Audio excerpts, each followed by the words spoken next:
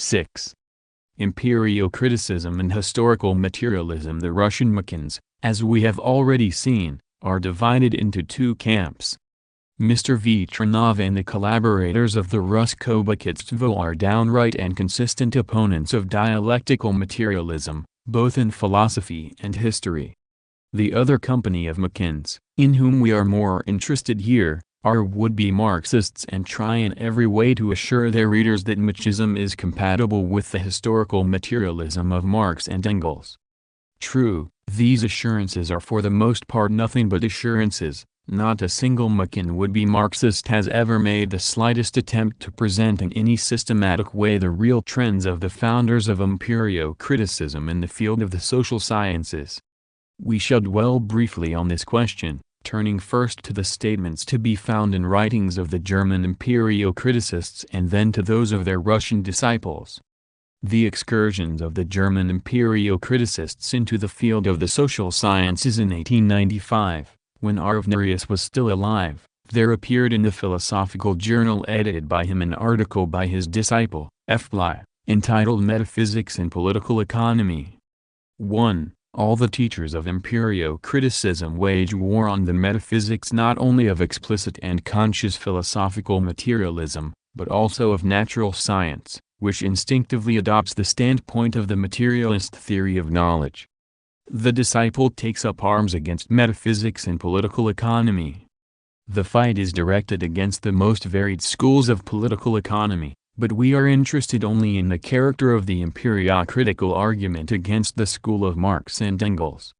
Franz Bly writes, "The purpose of the present investigation is to show that all political economy until now, in its endeavor to interpret the phenomena of economic life, operates with metaphysical premises, that it derives the laws governing an economy from the nature of the latter, and man is only an incidental factor in relation to these laws. In all its theories political economy has hitherto rested on metaphysical grounds, all its theories are unbiological, and therefore unscientific and worthless for knowledge. The theoreticians do not know what they are building their theories on, what the soil is of which these theories are the fruit. They regard themselves as realists operating without any premises whatever, for they are, forsooth, dealing with sober, nuttern, practical and tangible, synphalige, economic phenomena. And all have that family resemblance to many trends in physiology which only the same parents, viz., metaphysics and speculation, can transmit to their children, in our case to the physiologists and economists. One school of economists analyzes the phenomena of economy. Arvnarius and his school put ordinary words in quotation marks in order to show that they, the true philosophers, discern the essentially metaphysical character of a use of words which is so vulgar and so unrefined by epistemological analysis, without placing what they find, das Gefunden, in this way into relation with the behavior of individuals. The physiologists exclude the behavior of the individual from their investigations as being actions of the soul, Werkungen der Seele, while the economists of this trend declare the behavior of individuals to be negligible in relation to the immanent laws of economy. Pages 378–79, with Marx, theory established economic laws from construed processes, and these laws figured in the initial section, Initialabschnitt, of the dependent vital series, while the economic processes figured in the final section, Finalabschnitt. Economy was transformed by the economists into a transcendental category, in which they discovered such laws as they wished to discover, the laws of capital and labor, rent, wages and profit. The economists transformed man into a Platonic idea, capitalist, worker, etc. Socialism ascribed to the capitalist the character of being greedy for profit, liberalism ascribed to the worker the character of being exacting, and both characters were moreover explained by the operation of the laws of capital. Pages 381–82. Marx came to the study of French socialism and political economy with the socialist world outlook, and his aim as regards knowledge was to provide a theoretical foundation for his world outlook in order to safeguard his initial value. He found the law of value in Ricardo. But the conclusion which the French socialists had drawn from Ricardo could not satisfy Marx in his endeavor to safeguard his E-value, brought into a vital difference, i.e., his world outlook, for these conclusions had already entered as a component part into the content of his initial value in the form of indignation at the robbery of the workers, and so forth. The conclusions were rejected as being formally untrue economically, for they are simply an application of morality to political economy. But what formally may be economically incorrect, may all the same be correct from the point of view of world history. If the moral consciousness of the mass declares an economic fact to be unjust, that is a proof that the fact itself has been outlived, that other economic facts have made their appearance, owing to which the former one has become unbearable and untenable. Therefore, a very true economic content may be concealed behind the formal economic incorrectness. From Engels' preface to Karl Marx's The Poverty of Philosophy, having quoted the above passage from Engels, Bly continues, in the above quotation the middle section, Materialism, of the dependent series which interests us here is detached, Abschaben, a technical term of Avnerius implying, reached the consciousness, separated off. After the cognition that an economic fact must be concealed behind the moral consciousness of injustice, comes the final section, Finalabsknit. The theory of Marx is a statement, i.e., an E-value, i.e., a vital difference which passes through three stages, three sections, initial, middle and final, Initialabsknit, Medialabsknit, Finalabsknit, i.e., the cognition of that economic fact. Or, in other words, the task now is to find again the initial value, his world outlook, in the economic facts in order to safeguard the initial value.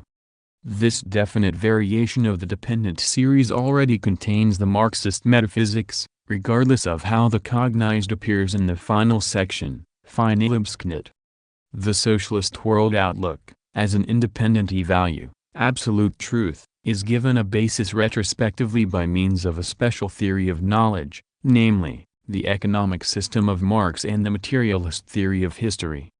By means of the concept of surplus value, the subjective truth, in the Marxist world outlook, finds its objective truth, in the theory of knowledge of the economic categories. The safeguarding of the initial value is completed and metaphysics has retrospectively received its critique of knowledge. Pages 384–86. The reader is probably fuming at us for quoting at such length this incredibly trivial rigmarole, this quasi-scientific tomfoolery decked out in the terminology of Avnerius. But wer den Feind will verstehen, muss zum Feindesland gehen, who would know the enemy must go into the enemy's territory. 2. And R. Avnerius' philosophical journal is indeed enemy territory for Marxists. And we invite the reader to restrain for a minute his legitimate aversion for the buffoons of bourgeois science and to analyze the argument of Avnerius' disciple and collaborator. Argument number 1. Marx is a metaphysician who did not grasp the epistemological critique of concepts, who did not work out a general theory of knowledge, and who simply inserted materialism into his special theory of knowledge. This argument contains nothing original to Bly personally. We have already seen scores and hundreds of times that all the founders of Empirio-Criticism and all the Russian machines accuse materialism of metaphysics, or, more accurately, they repeat the hackneyed arguments of the Kantians, Humeans and idealists against materialist metaphysics. Argument number 2. Marxism is as metaphysical as natural science, physiology. And here again it is not Bly who is responsible for this argument, but Mach and Avnerius, for it was they who declared war on natural historical metaphysics, applying that name to the instinctively materialist theory of knowledge to which, on their own admission and according to the judgment of all who are in any way versed in the subject, the vast majority of scientists adhere. Argument number 3. Marxism declares that personality is a quantite negligible, 3, a cipher, that man is an incidental factor, subject to certain immanent laws of economics, that an analysis stage gefunden, i.e., of what is found, of what is given, etc., is lacking. This argument is a complete repetition of the stock of ideas of the empirio-critical principle coordination, i.e., of the idealist Crocetan of Nereus theory.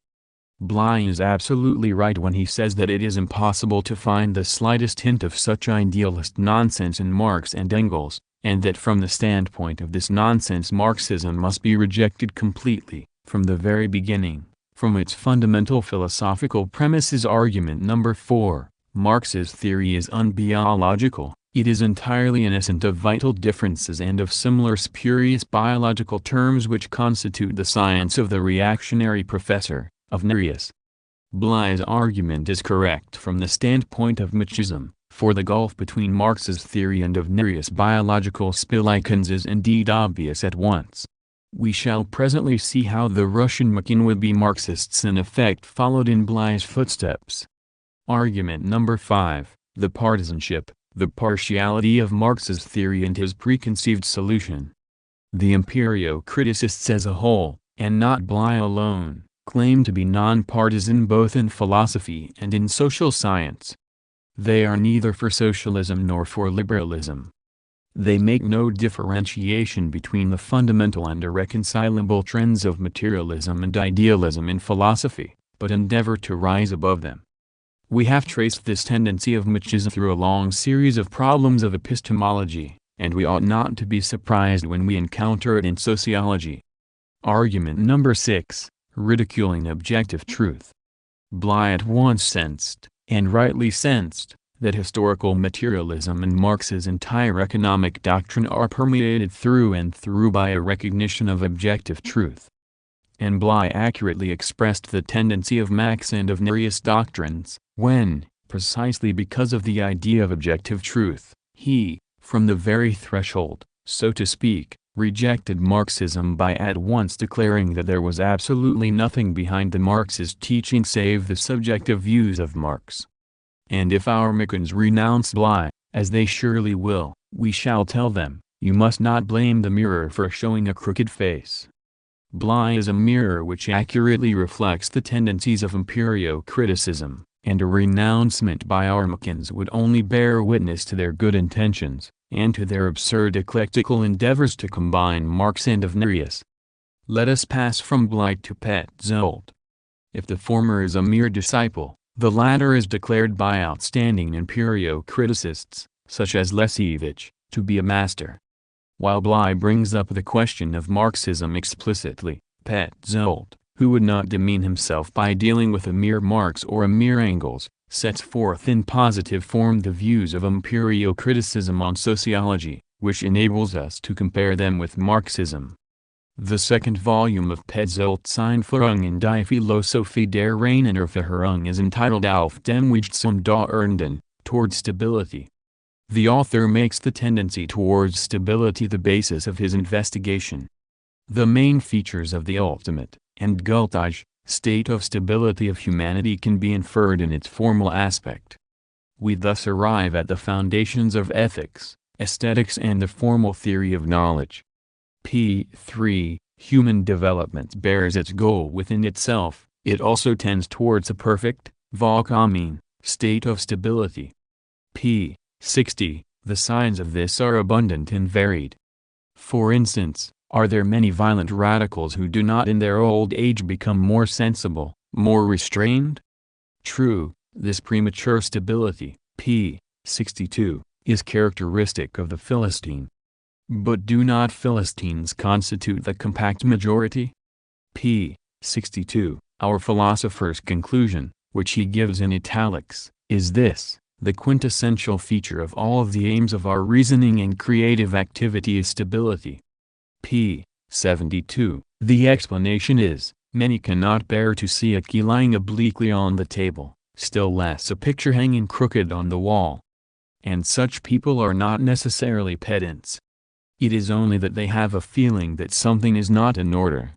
p. 72, Petzolds italics, in a word, the tendency to stability is a striving for an extreme, by its nature ultimate, state. p. 73, all this is taken from the 5th chapter of Volume 2 entitled Die Psychische Tendenz zur Stabilität, the psychical tendency to stability. The proofs of this tendency are all very weighty.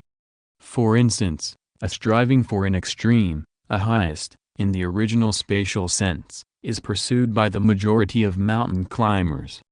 It is not always the desire for a spacious view or joy in the physical exercise of climbing in fresh air and wide nature that urges them towards the peaks, but also the instinct which is deeply ingrained in every organic being to pursue an adopted path of activity until a natural aim has been achieved. p. 73. Another example, the amount of money people will pay to secure a complete collection of postage stamps. It makes one's head swim to examine the price list of a dealer in postage stamps. And yet nothing is more natural and comprehensible than this urge for stability. p. 74. The philosophically untutored can have no conception of the breadth of the principles of stability and of economy of thought. Petzold develops his theory in detail for the profane. Sympathy is an expression of the immediate need for a state of stability, runs section 28. Sympathy is not a repetition, a duplication of the observed suffering, but suffering on account of this suffering. The greatest emphasis must be placed on the immediacy of sympathy. If we admit this, we thereby admit that the welfare of others can concern a man just as immediately and fundamentally as his own welfare, and we thus at the same time reject every utilitarian and monastic foundation of ethics. Thanks to its longing for stability and peace, human nature is not fundamentally evil, but anxious to help. The immediacy of sympathy is frequently manifested in the immediacy of help. The rescuer will often fling himself without thought to save a drowning man.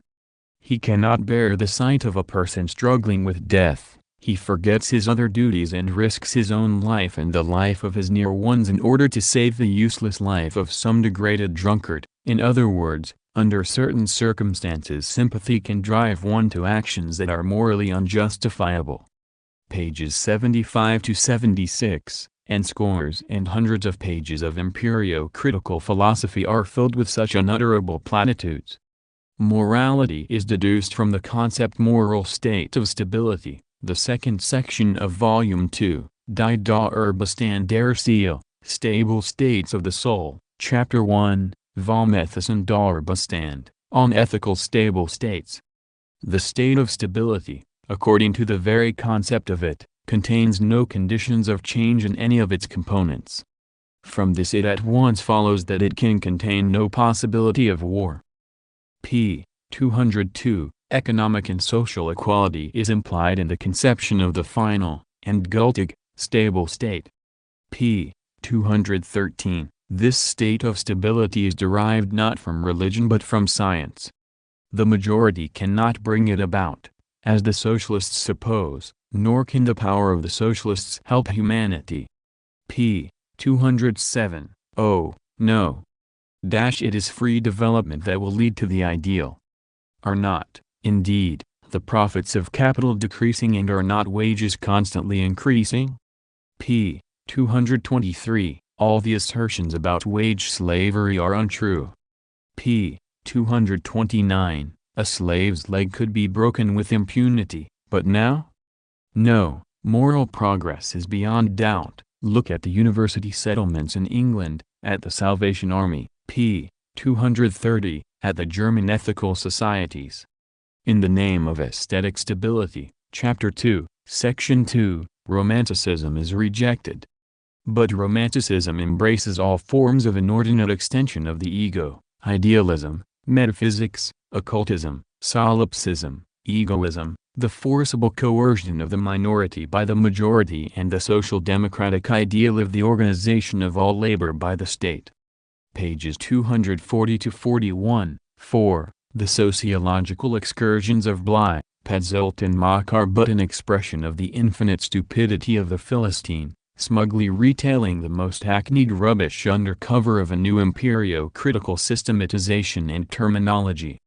A pretentious cloak of verbal artifices, clumsy devices in syllogistic, subtle scholasticism, in a word, as in epistemology, so in sociology, the same reactionary content under the same flamboyant signboard. Let us now turn to the Russian machines. How Bogdanov corrects and develops Marx in his article The Development of Life and Nature and Society, from the Psychology of Society, 1902, p. 35, etc. Bogdanov quotes the well-known passage from the preface to Contribution to the Critique of Political Economy, where the great sociologist, i.e., Marx, expounds the basis of historical materialism. Having quoted Marx's words, Bogdanov declares that the old formulation of historical monism, without ceasing to be basically true, no longer fully satisfies us. p. 37, the author wishes, therefore, to correct the theory, or to develop it, starting from the basis of the theory itself. The author's chief conclusion is as follows: we have shown that social forms belong to the comprehensive genus, biological adaptations. But we have not thereby defined the province of social forms. For a definition, not only the genus, but also the species must be established. In their struggle for existence, man can unite only with the help of consciousness. Without consciousness there can be no intercourse. Hence, social life in all its manifestations is a consciously psychical life. Society is inseparable from consciousness. Social being and social consciousness are, in the exact meaning of these terms, identical. p. 51, Bogdanov's italics. That this conclusion is absolutely alien to Marxism has been pointed out by orthodox. Philosophical Essays, St. Petersburg, 1906, p. 183, ff. But Bogdanov responded simply by abuse, picking upon an error in quotation, instead of in the exact meaning of these terms. Orthodox had quoted in the full meaning of these terms. This error was indeed committed, and the author had every right to correct it, but to raise a cry of mutilation, substitution, and so forth, Empirio-Monism, BK 3, p. Zliv, is simply to obscure the essence of the point at issue by wretched words. Whatever exact meaning Bogdanov may have invented for the terms social being and social consciousness, there can be no doubt that the statement we have quoted is not correct. Social being and social consciousness are not identical, just as being in general and consciousness in general are not identical. From the fact that in their intercourse men act as conscious beings, it does not follow that social consciousness is identical with social being. In all social formations of any complexity, and in the capitalist social formation in particular, people in their intercourse are not conscious of what kind of social relations are being formed, in accordance with what laws they develop, etc. For instance, a peasant when he sells his grain enters into intercourse with the world producers of grain in the world market, but he is not conscious of it, nor is he conscious of the kind of social relations that are formed on the basis of exchange. Social consciousness reflects social being, that is Marx's teaching. A reflection may be an approximately true copy of the reflected, but to speak of identity is absurd. Consciousness in general reflects being, that is a general principle of all materialism. It is impossible not to see its direct and inseparable connection with the principle of historical materialism. Social consciousness reflects social being. Bogdanov's attempt imperceptibly to correct and develop Marx in the spirit of his principles is an obvious distortion of these materialist principles in the spirit of idealism. It would be ludicrous to deny it. Let us recall Bazarov's exposition of Empirio-Criticism, not Empirio-Monism. Oh no! There is such a wide difference between these systems. Sense perception is the reality existing outside us. This is plain idealism, a plain theory of the identity of consciousness and being. Recall, further, the formulation of W. Sup, the immanentist, who swore and vowed as fervently as Bazarov and company that he was not an idealist, and who with no less vigor than Bogdanov insisted on the very exact meaning of his terms: being is consciousness. Now compare this with the refutation of Marx's historical materialism by the immanentist Schubert Soldern. Every material process of production is always an act of consciousness on the part of its observer. In its epistemological aspect, it is not the external process of production that is the primary, prius, but the subject or subjects, in other words, Even the purely material process of production does not lead us out of the general connection of consciousness, Zusammenhang. See Das menschliche Glück und die Sozialfrage, pages 293, 295-96. Bogdanov may curse the materialists as much as he pleases for mutilating his thoughts, but no curses will alter the simple and plain fact. The correction of Marx's theory and the development of Marx supposedly in the spirit of Marx by the Empirio-monist Bogdanov in no essential respect differ from the way the idealist and epistemological solipsist Schubert-Soden endeavors to refute Marx. Bogdanov assures us that he is not an idealist. Schubert-Soden assures us that he is a realist. Bazarov even believed him. In our time a philosopher has to declare himself a realist and an enemy of idealism. It is about time you understood this, Messrs. Mickens. The immanentists, the Empirio-Criticists and the Empirio-monists all argue over particulars, over details, over the formulation of idealism, whereas we from the very outset reject all the principles of their philosophy common to this trinity. Let Bogdanov, accepting in the best sense and with the best of intentions all the conclusions of Marx, preach the identity of social being and social consciousness, we shall say, Bogdanov minus Empirio-monism, or rather, minus Marxism, is a Marxist. For this theory of the identity of social being and social consciousness is sheer nonsense and an absolutely reactionary theory. If certain people reconcile it with Marxism, with Marxist behavior, we must admit that these people are better than their theory, but we cannot justify outrageous theoretical distortions of Marxism. Bogdanov reconciles his theory with Marx's conclusions, and sacrifices elementary consistency for the sake of these conclusions. Every individual producer in the world economic system realizes that he is introducing a certain change into the technique of production. Every owner realizes that he exchanges certain products for others. But these producers and these owners do not realize that in doing so they are thereby changing social being. The sum total of these changes and all their ramifications in the capitalist world economy could not be grasped even by 70 Marxes. The paramount thing is that the laws of these changes have been discovered, that the objective logic of these changes and their historical development have at bottom and in the main been disclosed. Objective, not in the sense that a society of conscious beings, men, could exist and develop independently of the existence of conscious beings, and it is only such trifles that Bogdanov stresses by his theory, but in the sense that social being is independent of the social consciousness of men. The fact that you live and conduct your business, beget children, produce products and exchange them, gives rise to an objectively necessary chain of events, a chain of development, which is independent of your social consciousness, and is never grasped by the latter completely. The highest task of humanity is to comprehend this objective logic of economic evolution, the evolution of social life, in its general and fundamental features, so that it may be possible to adapt to it one's social consciousness and the consciousness of the advanced classes of all capitalist countries in as definite, clear and critical a fashion as possible. Bogdanov admits all this. And what does this mean? It means in effect that his theory of the identity of social being and social consciousness is thrown overboard, that it becomes an empty scholastic appendage, as empty, dead and useless as the theory of general substitution or the doctrine of elements, introjection and the rest of the Micken rigmarole.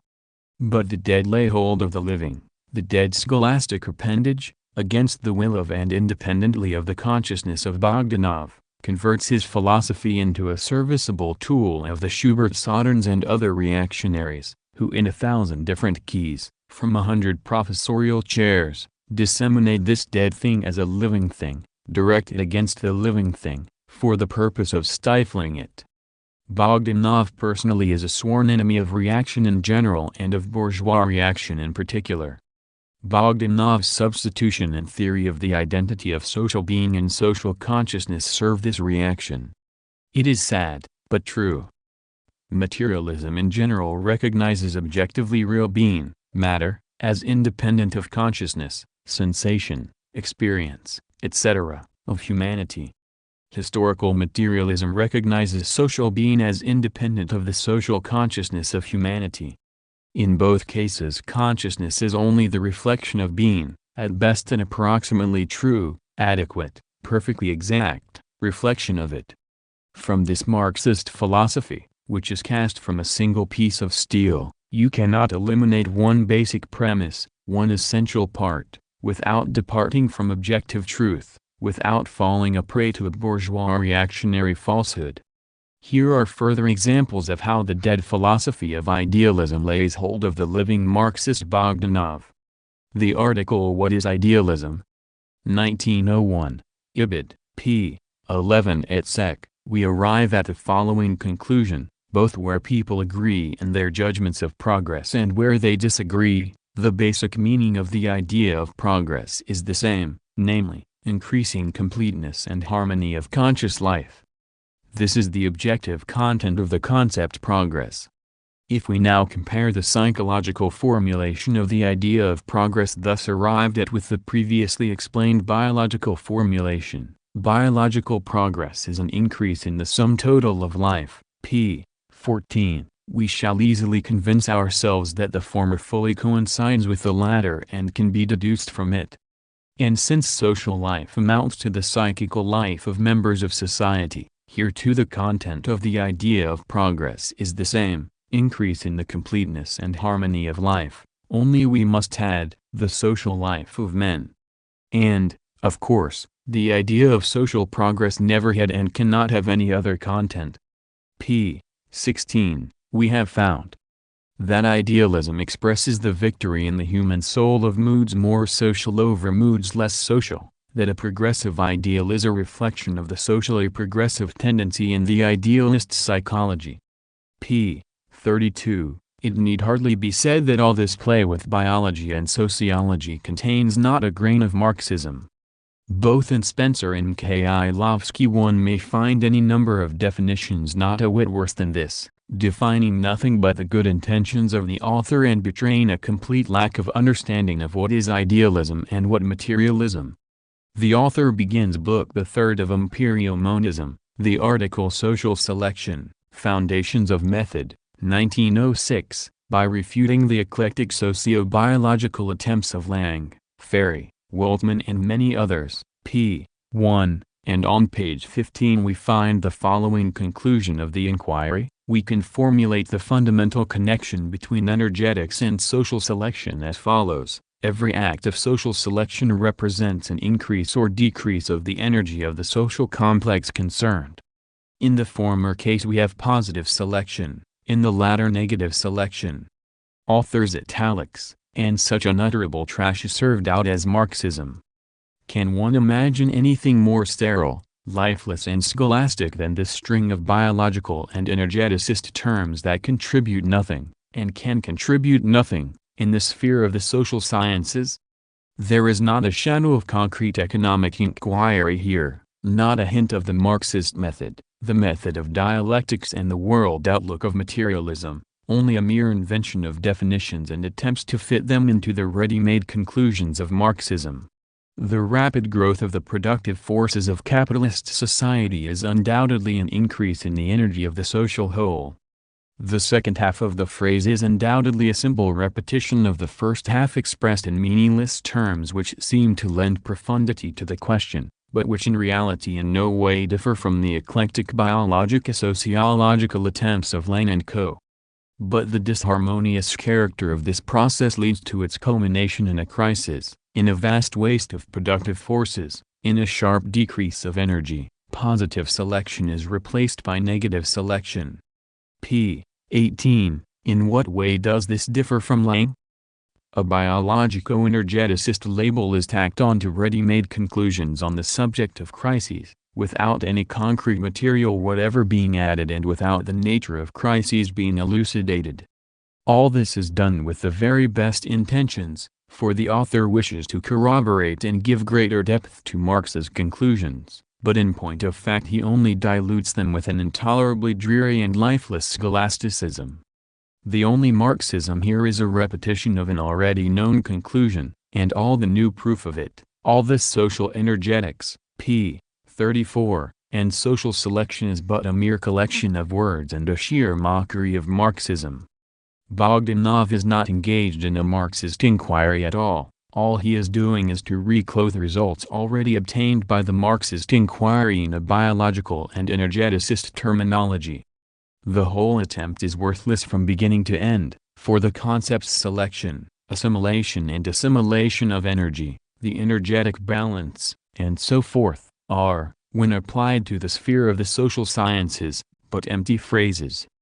In fact, an inquiry into social phenomena and an elucidation of the method of the social sciences cannot be undertaken with the aid of these concepts. Nothing is easier than to tack the labels of energetics or biologico-sociology onto such phenomena as crises, revolutions, the class struggle and so forth, but neither is there anything more sterile, more scholastic and lifeless than such an occupation. The important thing is not that Bogdanov tries to fit all his results and conclusions into the Marxist theory, or nearly all. We have seen the correction he made on the subject of the relation of social being to social consciousness, but that the methods of fitting this social energetics are thoroughly false and in no way differ from the methods of Lang. As Marx wrote to Q. Gelman on June 27, 1870, Herr Lang, on the labor question, etc., 2nd ed., sings my praises loudly, but with the object of making himself important. Herr Lang, you see, has made a great discovery. The whole of history can be brought under a single great natural law.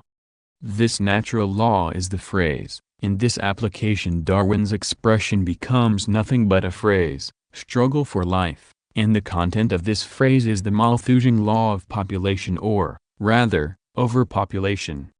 So, instead of analyzing the struggle for life as represented historically in various definite forms of society, all that has to be done is to translate every concrete struggle into the phrase struggle for life, and this phrase itself into the Malthusian population fantasy.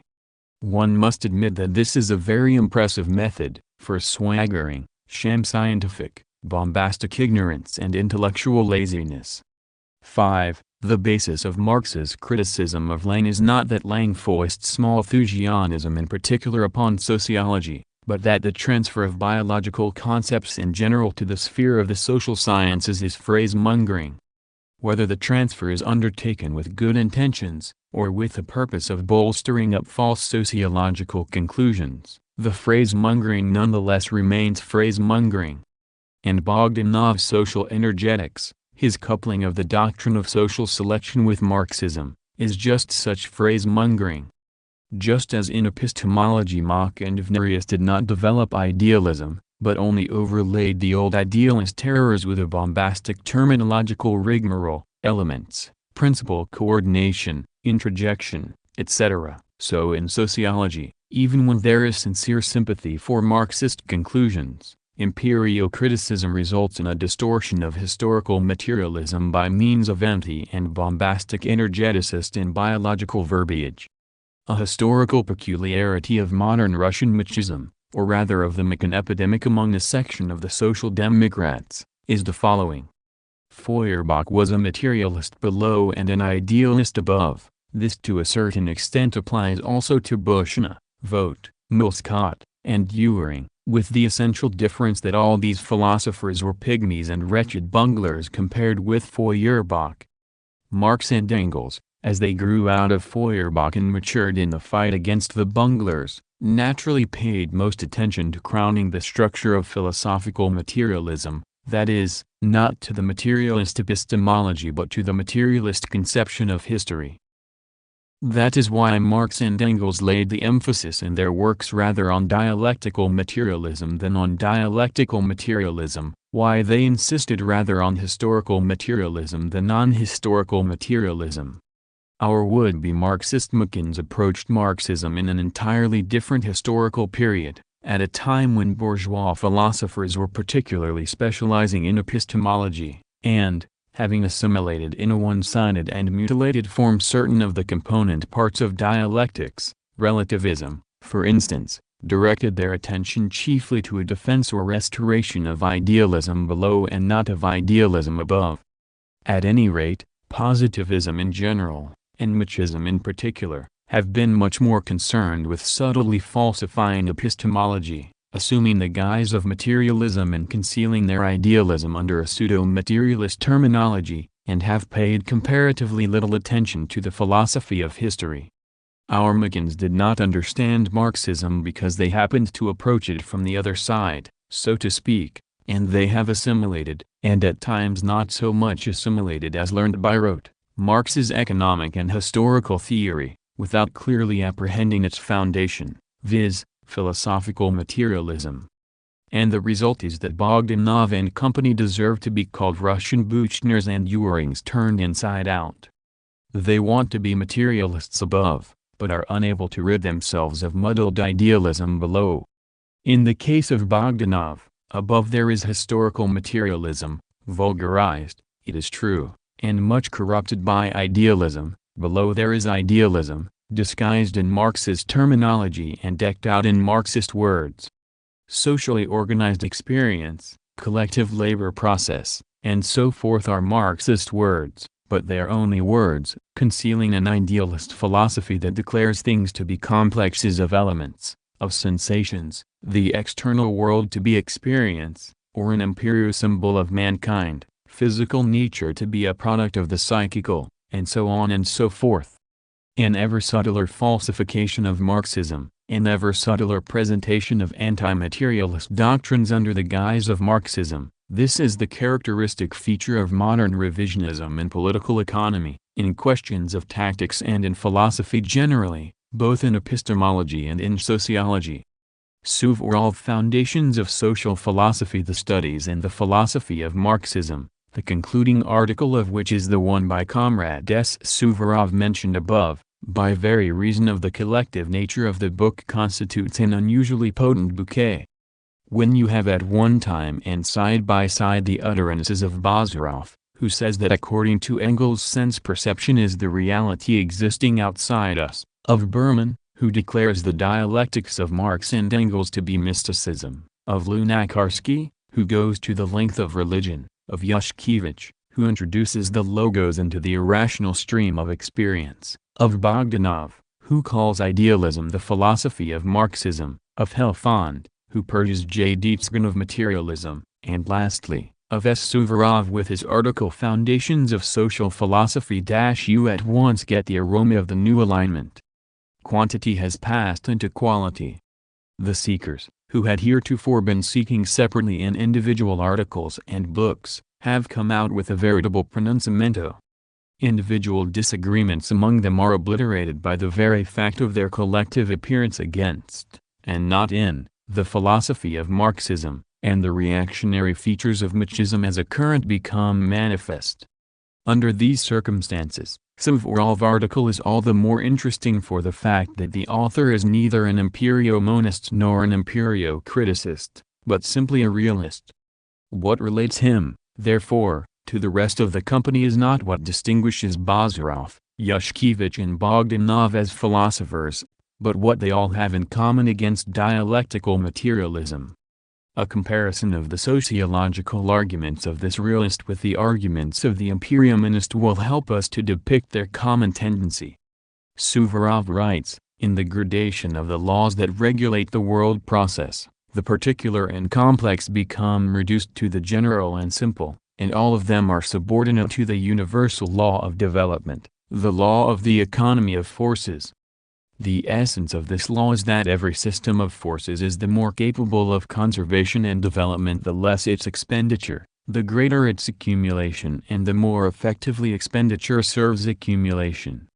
The forms of mobile equilibrium, which long ago evoked the idea of objective expediency, the solar system, the cycle of terrestrial phenomena, the process of life, arise and develop by virtue of the conservation and accumulation of the energy inherent in them, by virtue of their intrinsic economy. The law of economy of forces is the unifying and regulating principle of all development, inorganic, biological and social. p. 293, author's italics. With what remarkable ease do our positivists and realists turn out universal laws. What a pity these laws are no whit better than those turned out as easily and swiftly by Eugene Dühring. Suvorov's universal law is just as empty and bombastic a phrase as Dühring's universal laws. Try to apply this law to the first of the three fields mentioned by the author, inorganic development. You will see that no economy of forces apart from the law of the conservation and transformation of energy can be applied here, let alone applied universally. And the author had already disposed of the law of the conservation of energy, had already mentioned it, p. 292, as a separate law. 6. What then remained in the field of inorganic development apart from this law?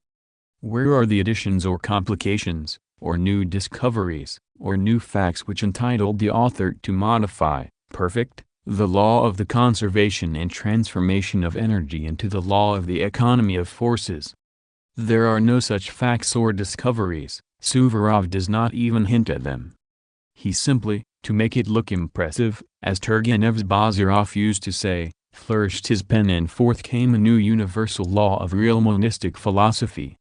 p. 292, that's the stuff we are made of. How are we worse than Dühring?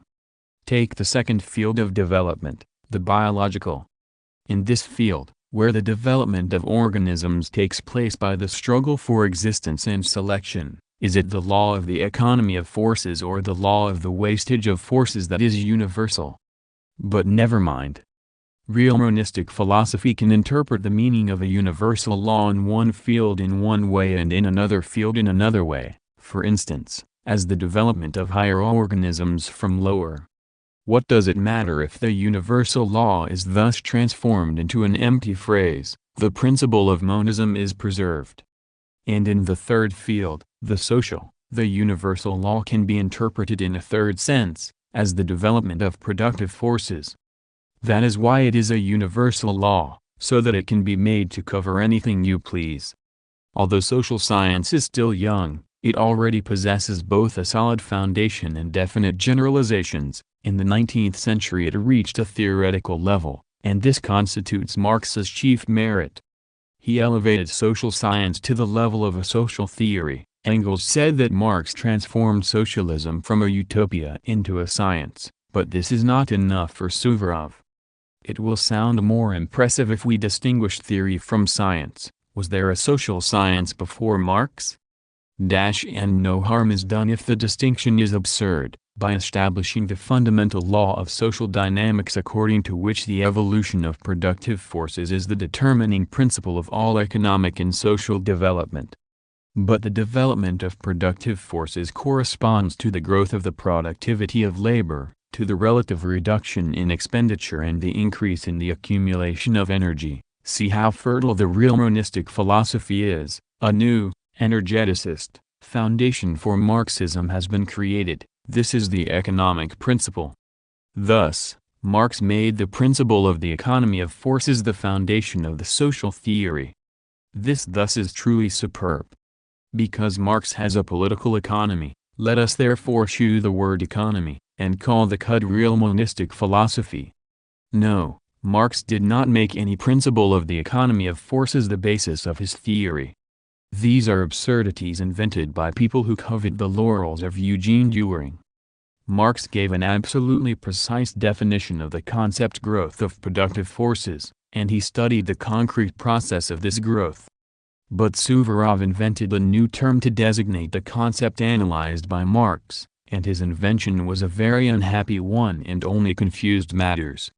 For Suvorov did not explain what is meant by the economy of forces, how it can be measured, how this concept can be applied, precise and definite facts it embraces, and this cannot be explained, because it is a muddle. Listen to this. This law of social economy is not only the principle of the internal unity of social science, can you make anything of this, reader? But also the connecting link between social theory and the general theory of being. p. 294. Well, here we have the general theory of being once more discovered by S. Suvorov, after it has already been discovered many times and in the most varied forms by numerous representatives of scholastic philosophy. We congratulate the Russian Machins on this new general theory of being. Let us hope that their next collective work will be entirely devoted to the demonstration and development of this great discovery. The way or representative of realistic, or real monistic, philosophy expounds Marx's theory will be seen from the following example. In general, the productive forces of men form a genetic gradation, and consist of their labor energy, harnessed elemental forces, culturally modified nature and the instruments of labor which make up the technique of production. In relation to the process of labor, these forces perform a purely economic function. They economize labor energy and increase the productivity of its expenditure. p. 298. Productive forces perform an economic function in relation to the process of labor. This is just as though one were to say that vital forces perform a vital function in relation to the process of life. This is not expounding Marx, this is clogging up Marxism with an incredible clutter of words. It is impossible to enumerate all the clutter contained in Suvorov article. The socialization of a class is expressed in the growth of its collective power over both people and their property. p.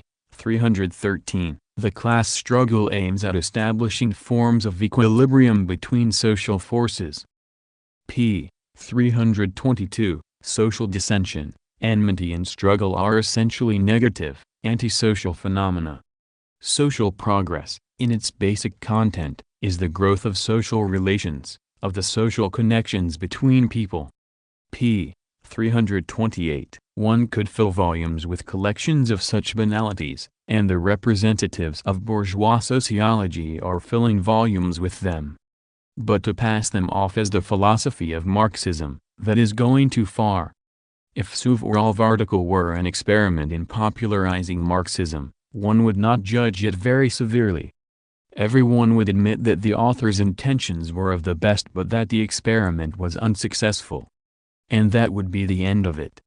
But when a group of Machins present us with such stuff and call it the foundations of social philosophy, and when we see the same methods of developing Marxism employed in Bogdanov's philosophical books, we arrive at the inevitable conclusion that there is an intimate connection between reactionary epistemology and reactionary efforts in sociology.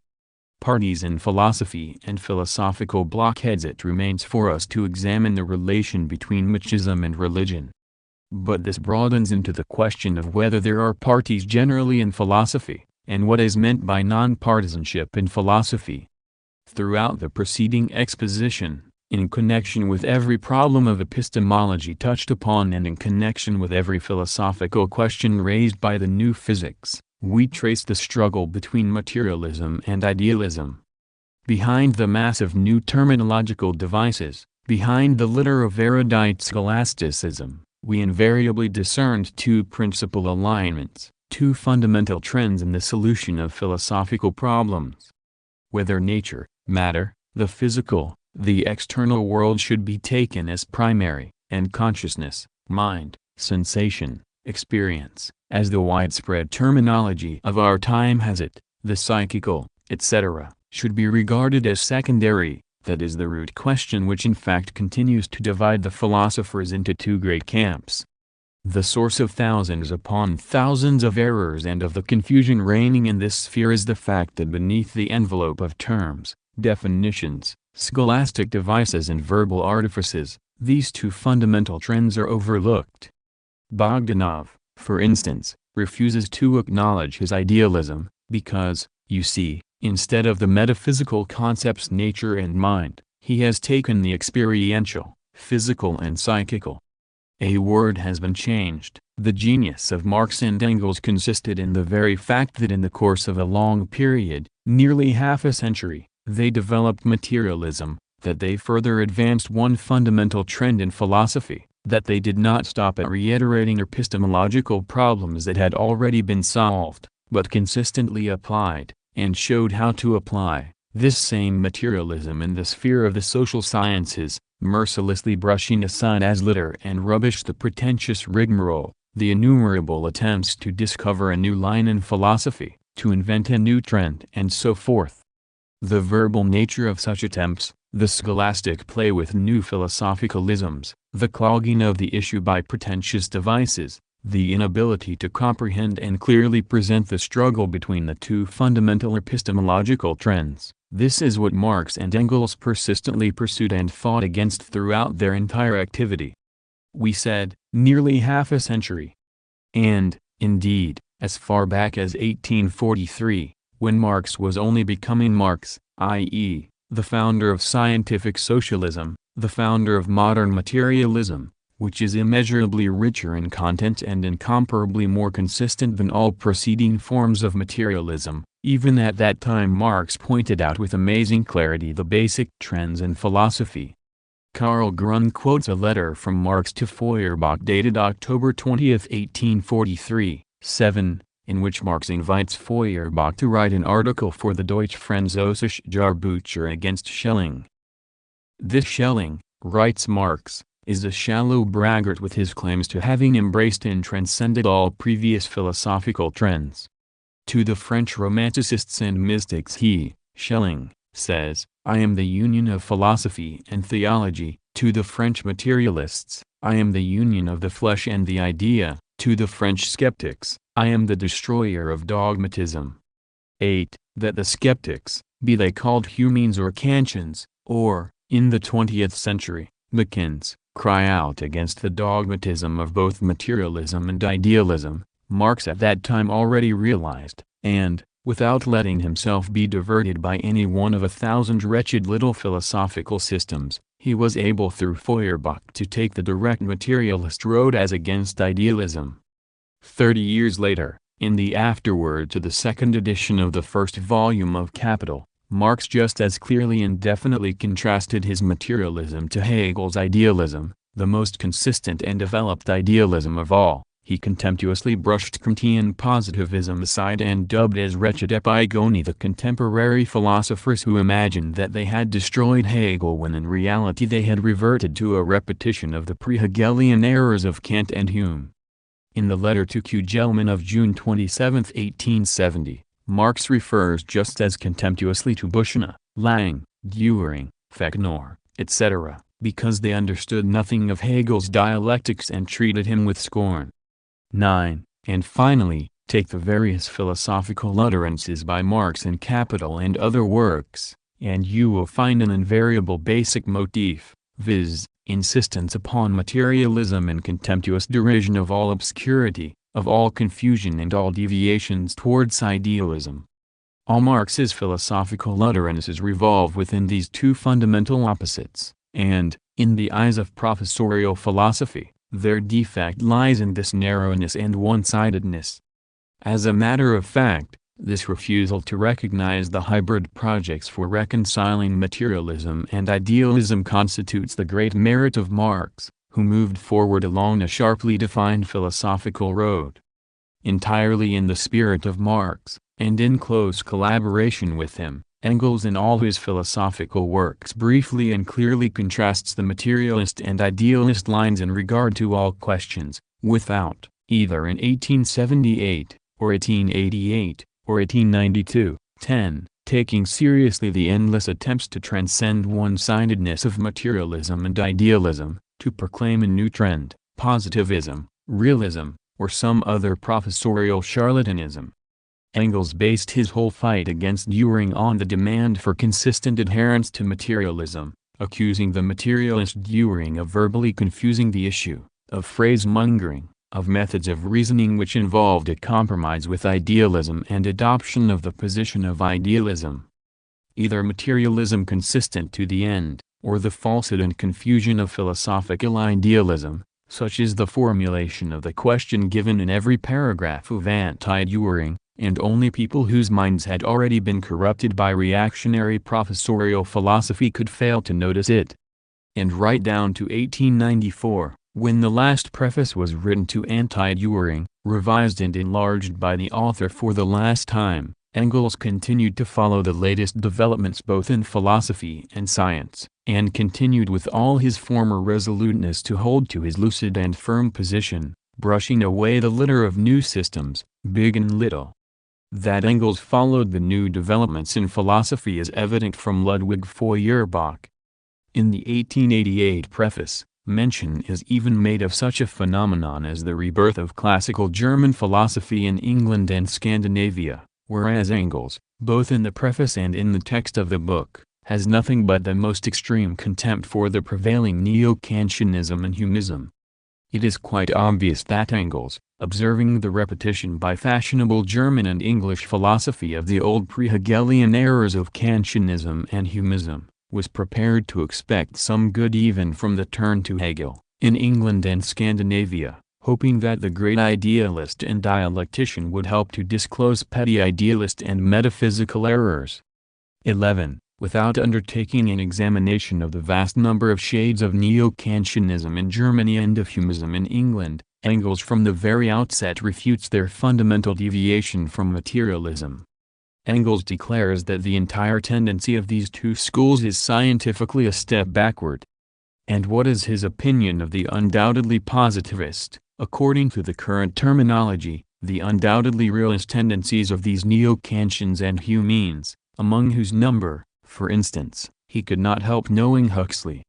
That positivism and that realism which attracted, and which continue to attract, an infinite number of muddleheads, Engels declared to be at best a Philistine method of smuggling in materialism while abusing and abjuring it publicly. One has to reflect only very little on such an appraisal of Thomas Huxley, a very great scientist and an incomparably more realistic realist and positive positivist than Mach, of Nerius and Company, in order to understand how contemptuously Engels would have greeted the present infatuation of a group of Marxists with recent positivism, the latest realism, etc. Marx and Engels were partisans in philosophy from start to finish. They were able to detect the deviations from materialism and concessions to idealism and fideism in each and every new tendency. They therefore appraised Huxley exclusively from the standpoint of his materialist consistency. They therefore rebuked Feuerbach for not pursuing materialism to the end, for renouncing materialism because of the errors of individual materialists, for combating religion in order to renovate it or invent a new religion, for being unable, in sociology, to rid himself of idealist phraseology and become a materialist. And whatever particular mistakes he committed in his exposition of dialectical materialism, Ch6 fully appreciated and took over this great and most precious tradition of his teachers. Ch6 sinned much by his clumsy deviations from materialism, but he never attempted to dissociate himself from it in principle. He never attempted to hoist a new standard, and always at the decisive moment he firmly and categorically declared, "I am a materialist, our philosophy is a materialist philosophy." Joseph Ch6 justly said, "Of all parties, the middle party is the most repulsive." Just as parties in politics are more and more becoming divided into two camps, so science too is being divided into two general classes, genericalists, metaphysicians on the one hand, and physicists, or materialists, on the other. 12. The intermediate elements and conciliatory quacks, with their various appellations, spiritualists, sensationalists, realists, etc., etc., fall into the current on their way. We aim at definiteness and clarity. The reactionaries who sound a retreat blazer, call themselves idealists. 13. And materialists should be the name for all who are striving to liberate the human mind from the metaphysical spell. If we compare the two parties respectively to solid and liquid, between them there is a mush. 14. True. The realists, etc., including the positivists, the Macans, etc., are all a wretched mush. They are a contemptible middle party in philosophy, who confuse the materialist and idealist trends on every question. The attempt to escape these two basic trends in philosophy is nothing but conciliatory quackery. Ch6 had not the slightest doubt that the scientific priestcraft of idealist philosophy is simply the antechamber to open priestcraft. Scientific priestcraft, he wrote, is seriously endeavoring to assist religious priestcraft. Op. Cit. p. 51, in particular, the sphere of epistemology, the misunderstanding of the human mind, is such a louse hole, Laws Grube, in which both kinds of priests lay their eggs. Graduated flunkies, who with their talk of ideal blessings stultify the people by their tortuous, just-robbed, idealism. p. 53, that is J. Dietzgen's opinion of the professors of philosophy. Just as the antipodes of the good God is the devil, so the professorial priest, Kant der Pfaffen, has his opposite pole in the materialist. The materialist theory of knowledge is a universal weapon against religious belief. p. 55, and not only against the notorious, formal and common religion of the priests, but also against the most refined, elevated professorial religion of muddled, Ben Belter, idealists. p. 58. Dietzgen was ready to prefer religious honesty to the half-heartedness of free-thinking professors. p. 60. For there at least there is a system, there we find integral people who do not separate theory from practice. For the Herr professors, philosophy is not a science, but a means of defense against social democracy. p. 107. All who call themselves philosophers, professors, and university lecturers are, despite their apparent free thinking, more or less immersed in superstition and mysticism, and in relation to social democracy constitute a single, reactionary mass. p. 108. Now, in order to follow the true path, without being led astray by all the religious and philosophical gibberish, Welsh, it is necessary to study the falsest of all false paths, der Holzweg, philosophy. p. 103. Let us now examine Mach, of Nereus and their school from the standpoint of parties in philosophy. Oh, these gentlemen boast of their non-partisanship, and if they have an antipodes, it is the materialist. And only the materialist.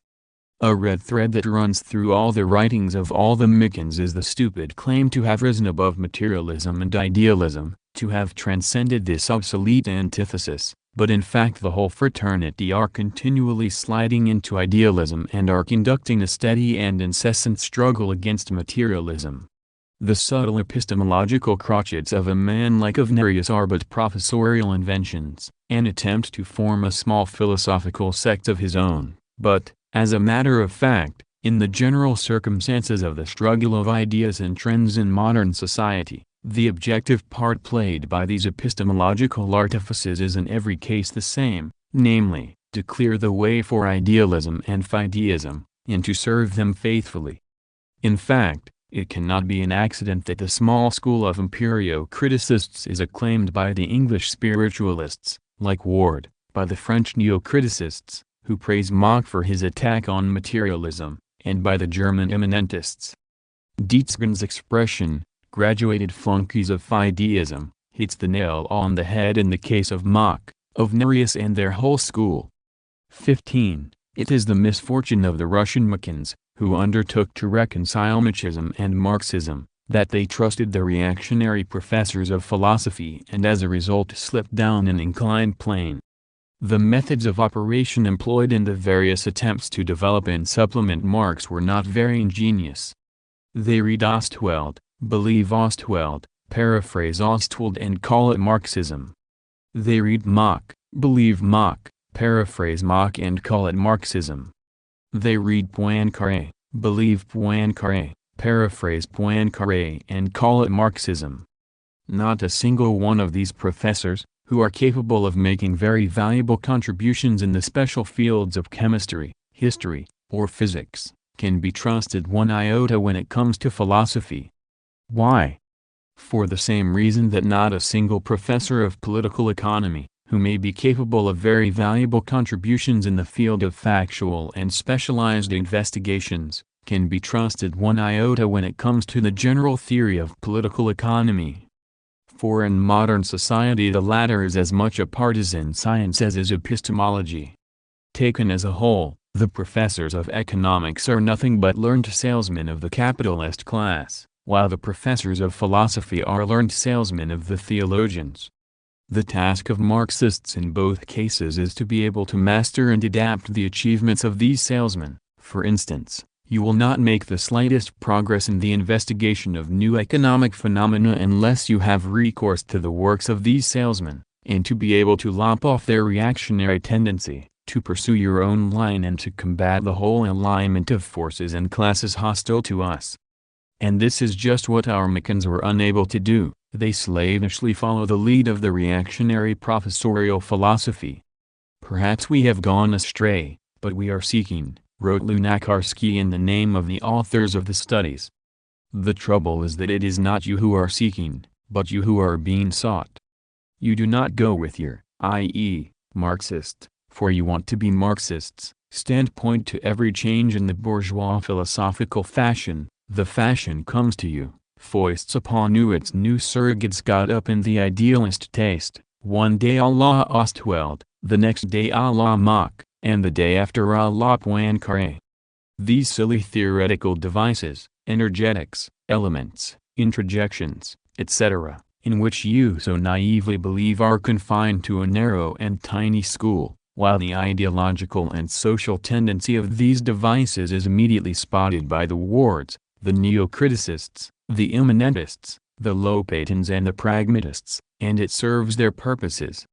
The infatuation for Empirio-Criticism and physical idealism passes as rapidly as the infatuation for neo-Kantianism and physiological idealism, but fideism takes its toll from every such infatuation and modifies its devices in 1,000 ways for the benefit of philosophical idealism. The attitude towards religion and the attitude towards natural science excellently illustrate the actual class use made of Empirio-Criticism by bourgeois reactionaries. Take the first question.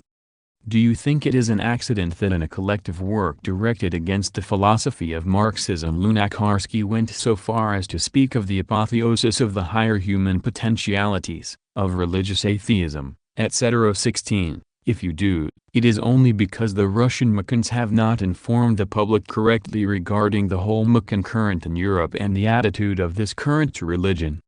Not only is this attitude in no way similar to the attitude of Marx, Engels, Ch6 and even Feuerbach, but it is the very opposite, beginning with Petzolt's statement to the effect that Empirio-Criticism contradicts neither theism nor atheism. Einführung in die Philosophie der reinen Erfahrung, B.D.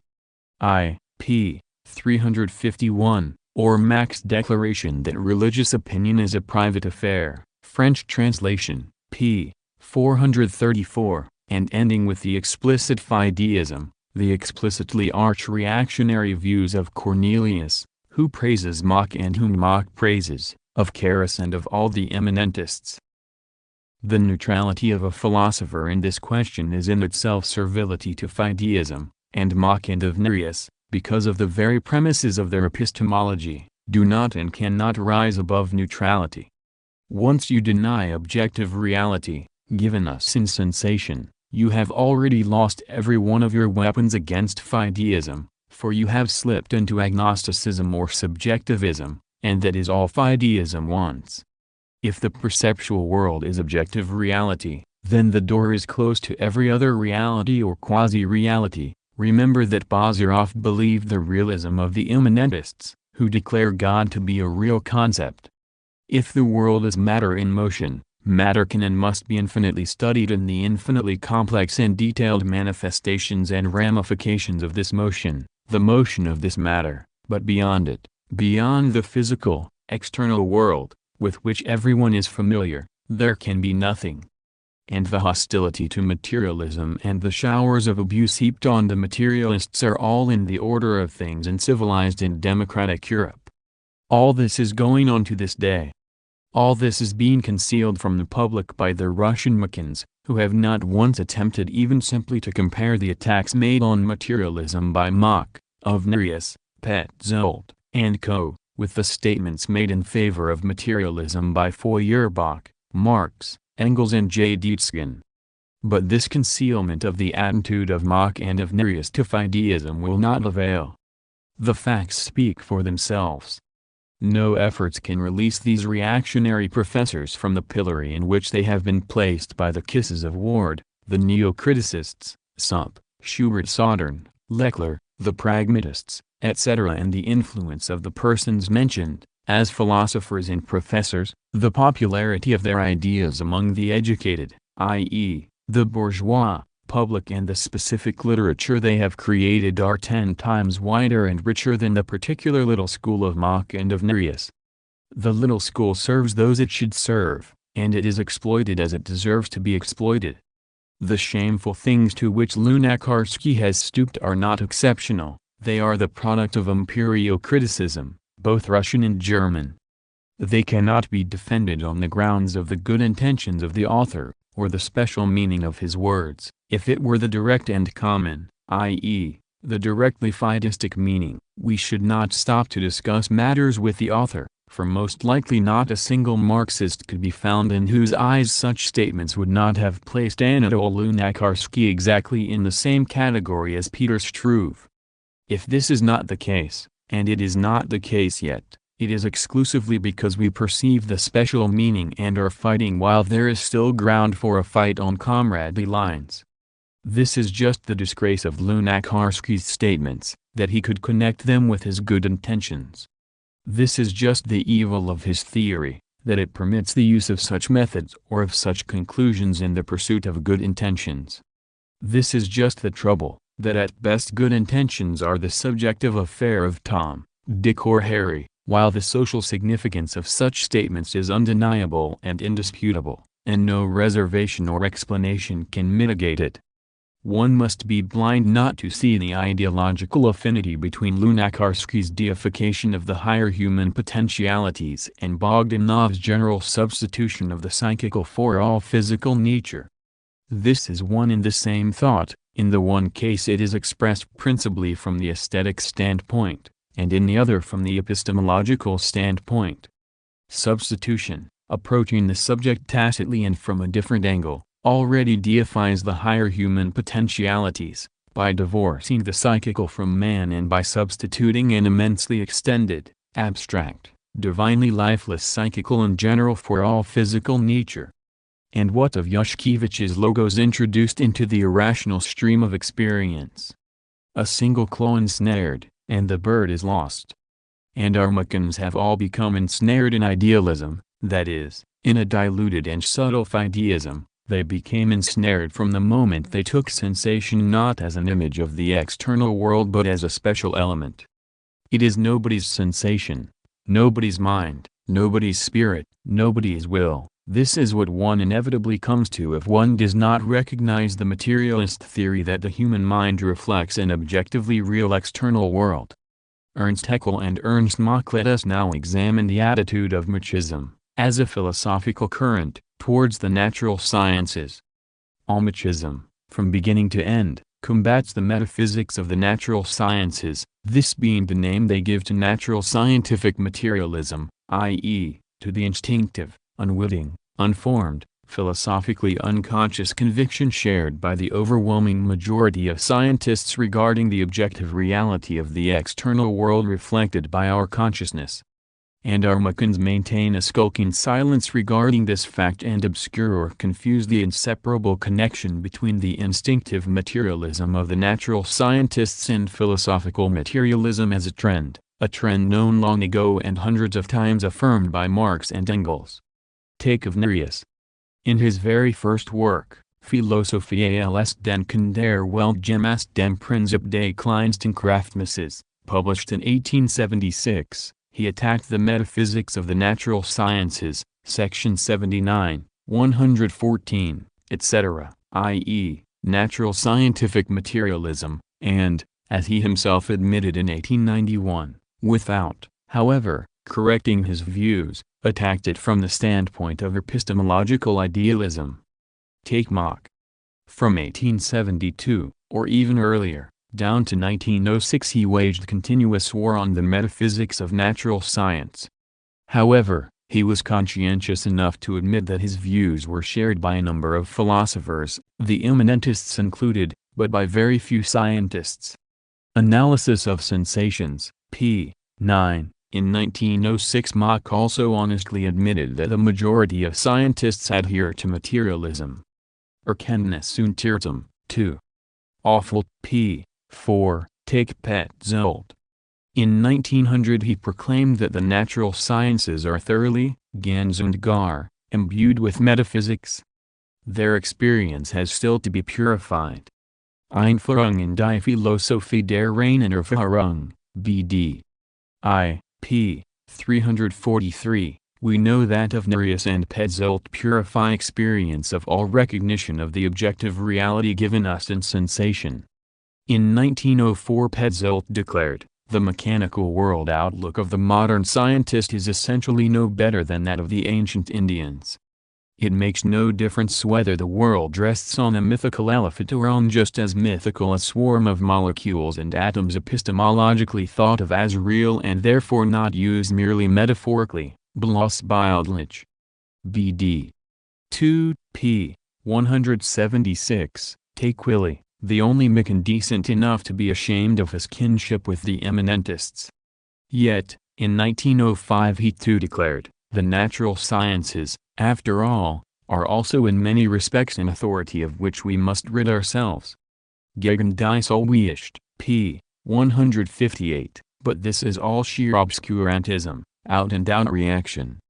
To regard atoms, molecules, electrons, etc., as an approximately true reflection in our mind of the objectively real movement of matter is equivalent to believing in an elephant upon which the world rests.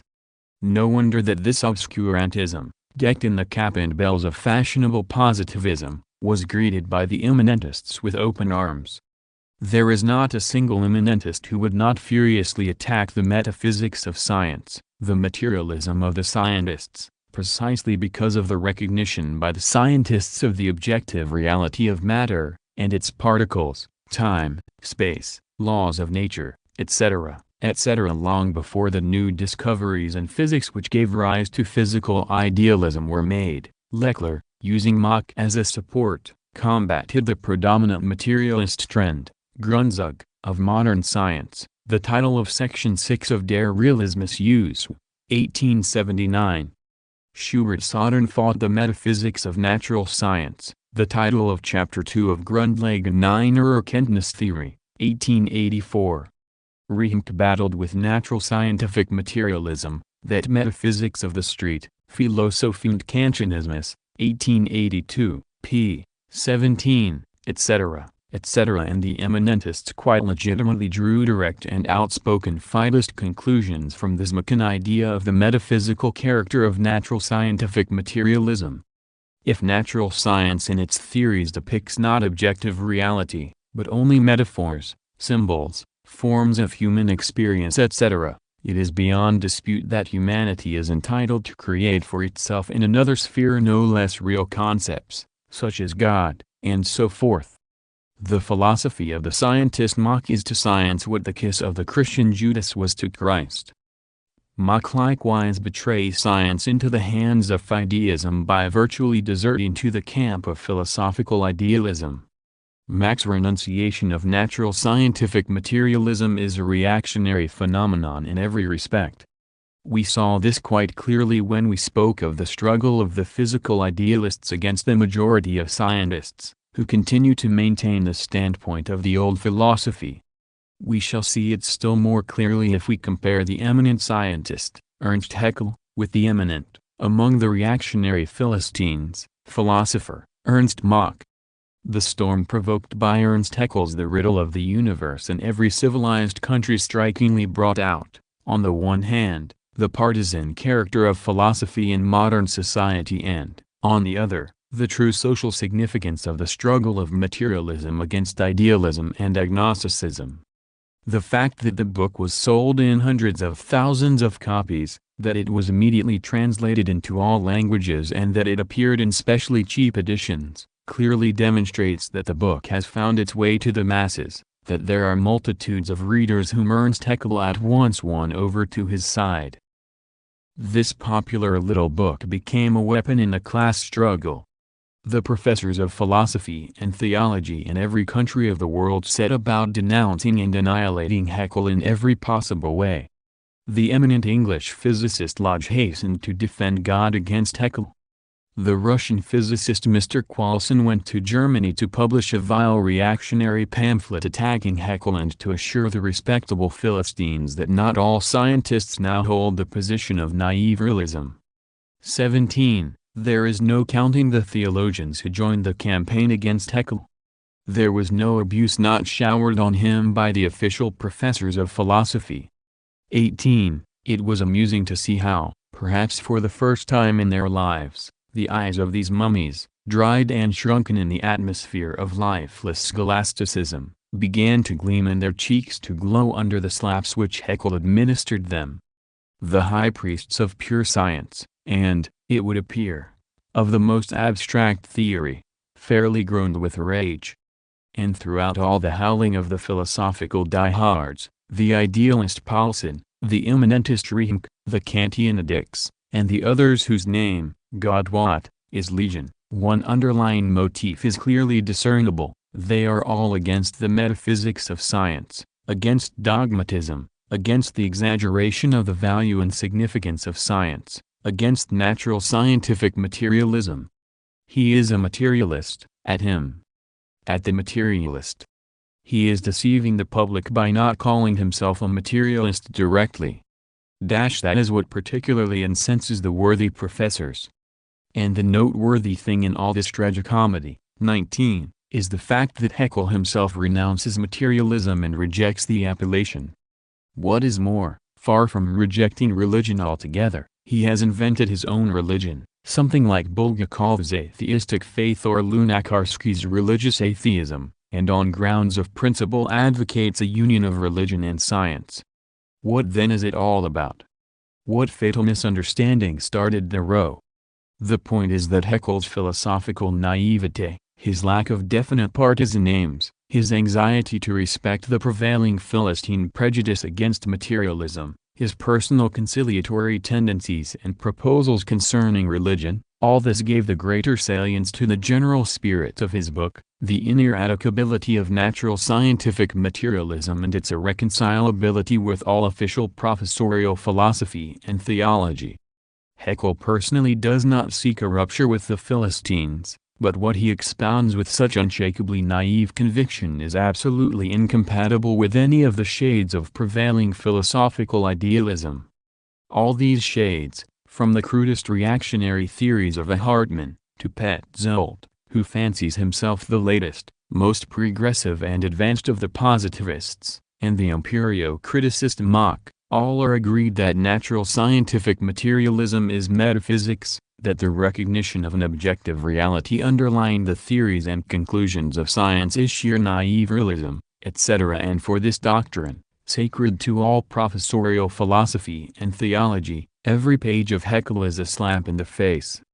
This scientist, who undoubtedly expressed the very firmly implanted, although unformed opinions, sentiments and tendencies of the overwhelming majority of the scientists of the end of the 19th and the beginning of the 20th century, instantly, easily and simply revealed what professorial philosophy tried to conceal from the public and from itself, namely, the fact that there is a foundation, growing ever wider and firmer, which shatters all the efforts and strivings of the 1001 little schools of philosophical idealism, positivism, realism, Empirio-Criticism and other Confucianism.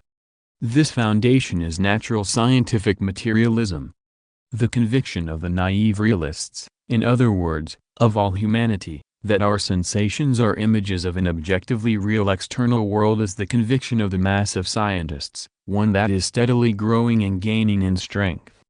The cause of the founders of new philosophical schools and of the inventors of new epistemological isms is lost, irrevocably and hopelessly.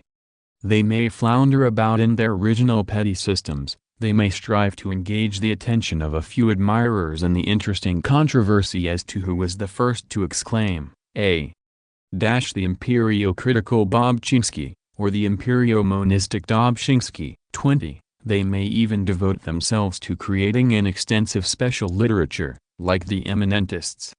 But the course of development of science, despite its vacillations and hesitations, despite the unwitting character of the materialism of the scientists, despite yesterday's infatuation with fashionable physiological idealism or today's infatuation with fashionable physical idealism, is sweeping aside all the petty systems and artifices and once again bringing to the forefront the metaphysics of natural scientific materialism. Here is an illustration of this from Haeckel. In his The Wonders of Life, Haeckel compares the monistic and dualistic theories of knowledge. We give the most interesting points of the comparison, shown in Table 6.1. 21. This typical quotation from his works shows that Haeckel does not attempt an analysis of philosophical problems and is not able to contrast the materialist theory of knowledge with the idealist theory of knowledge. He ridicules all idealist, more broadly, all peculiarly philosophical, artifices from the standpoint of natural science, without even permitting the idea that any other theory of knowledge but natural scientific materialism is possible. He ridicules the philosophers from the standpoint of a materialist, without himself realizing that his standpoint is that of a materialist. Table 6.1 The monistic theory of knowledge, the dualistic theory of knowledge. 3. Cognition is a physiological process, whose anatomical organ is the brain. 3.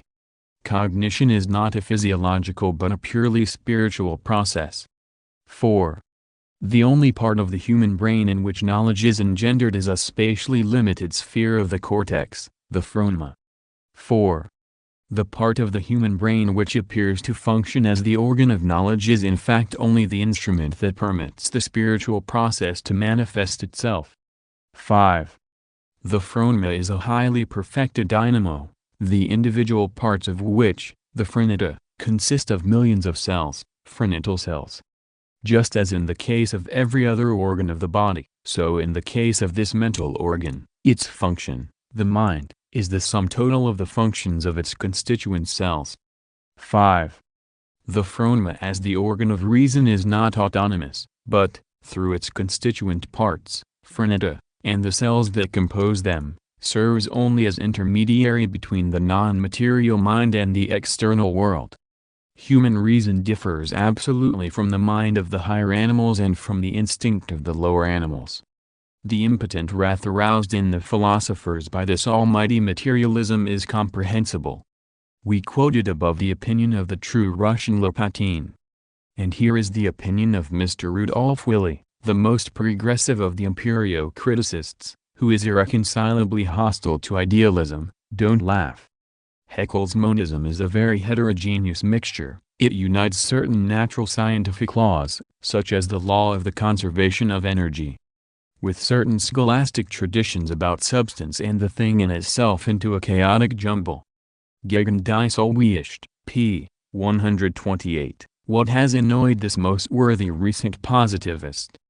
Well, how could he help being annoyed when he immediately realized that from Haeckel's standpoint all the great doctrines of his teacher of Nereus, for instance, that the brain is not the organ of thought, that sensations are not images of the external world, that matter, substance, or the thing in itself is not an objective reality, and so forth, are nothing but sheer idealist gibberish.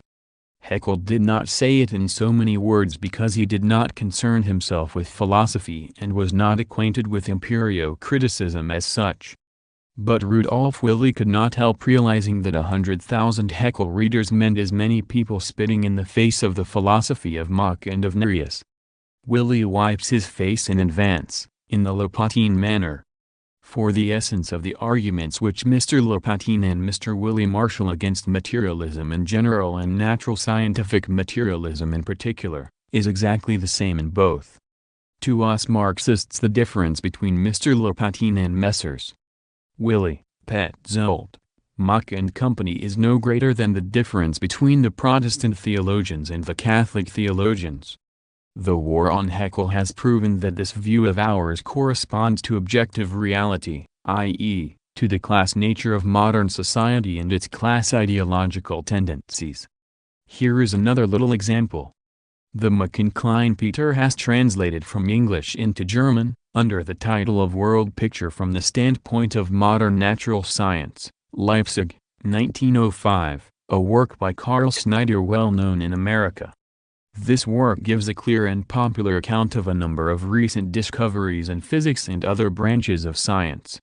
And the Machin Peter felt himself called upon to supply the book with a preface in which he makes certain reservations, such as, for example, that Snyder's epistemology is not satisfactory. P. Why so? Because Snyder never entertains the slightest doubt that the world picture is a picture of how matter moves and of how matter thinks. p. 228, in his next book, The World Machine, London and New York, 1907, Snyder, referring to the fact that his book is dedicated to the memory of Democritus of Abdera, who lived about 460 to 360 BC, says, Democritus has often been styled the grandsire of materialism. It is a school of philosophy that is a little out of fashion nowadays, yet it is worthy of note that practically all of the modern advance in our ideas of this world has been grounded upon his conceptions. Practically speaking, materialistic assumptions are simply unescapable in physical investigations. p. 140, if he like, he may dream with good Bishop Berkeley that it is all a dream. Yet comforting as may be the legerdemain of an idealized idealism, there are still few among us who, whatever they may think regarding the problem of the external world, doubt that they themselves exist, and it needs no long pursuit of the will-o'-the-wisps of the ik and non-ik to assure oneself that if in an unguarded moment we assume that we ourselves have a personality and a being, we let in the whole procession of appearances which come of the six gates of the senses. The nebular hypothesis, the light-bearing ether, the atomic theory, and all their like, may be but convenient working hypotheses, but it is well to remember that, in the absence of negative proof, they stand on more or less the same footing as the hypothesis that a being you call you, oh, indulgent reader, scans these lines.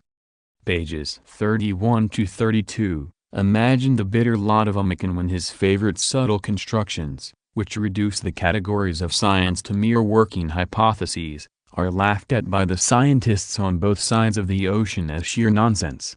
Is it to be wondered that Rudolf Willi, in 1905, combats Democritus as though he were a living enemy, thereby providing an excellent illustration of the partisan character of philosophy and once more exposing the real position he himself takes up in this partisan struggle?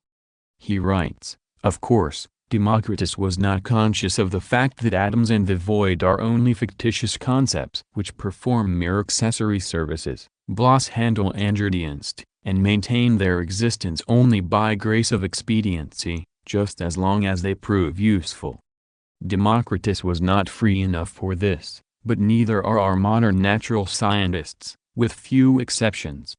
The faith of old Democritus is the faith of our scientists. Op.